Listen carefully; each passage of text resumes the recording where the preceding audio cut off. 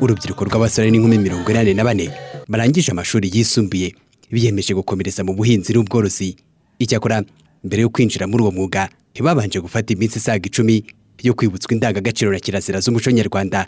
Minisiteri y'Ubumwe bw'Abanyarwanda n'Inshingano Mboneragihugu ivuga ko ibyo bigamije kubahindura bizerwa. Bwana Pascal Gasana ni umuhuzabikorwa w'itorero muri iyo minisiteri. Nirihe shuri ujyamo ukiga kutaba umujura, ahubwo ushobora kuba umuhanga kabuhariwe ariko ukongera ukaba n'umujura kabuhariwe.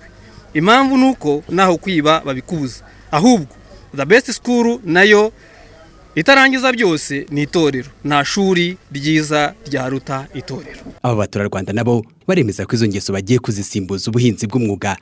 Aba kandi ngo bagomba no gusohoka batanga akazi. Ubundi bavuga ko kugira ngo ugere ku musaruro w'icyari cyo cyose ugomba kubanza kugira discipline nyine.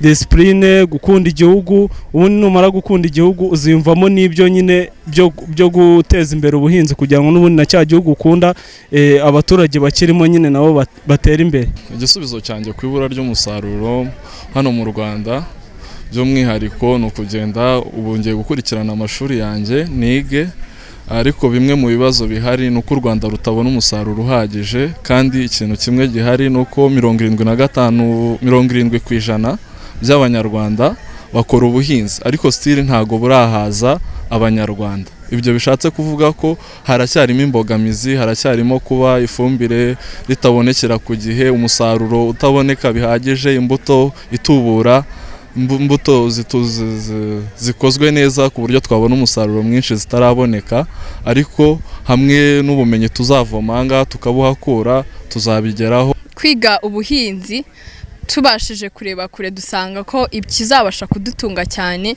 nibijyanye n'ibyo twihingiye. Twabibonye cyane mu gihe cya COVID aho byari bigoye yuko tubasha kubona produits ziva mu mahanga.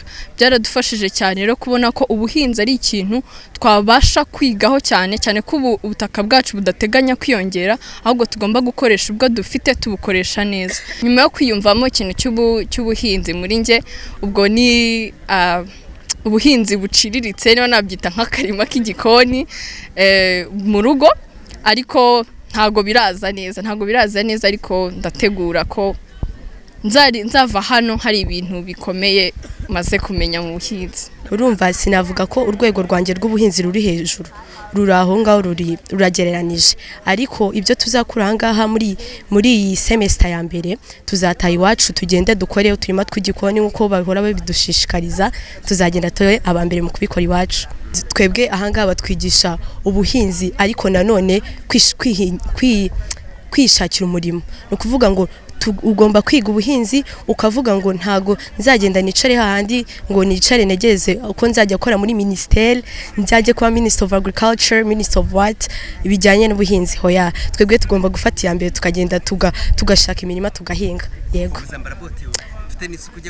Yego by'umwihariko ko kwambara bote muri iki gihe nk'abahinzi ni ibintu by'ingenzi cyane, tuzabona abambere mu kubibashishikariza. Kuri iyo ngingo abashinzwe ubuhinzi bavuga ko bishobora kugira uruhare mu kongera umusaruro w'urwo rwego.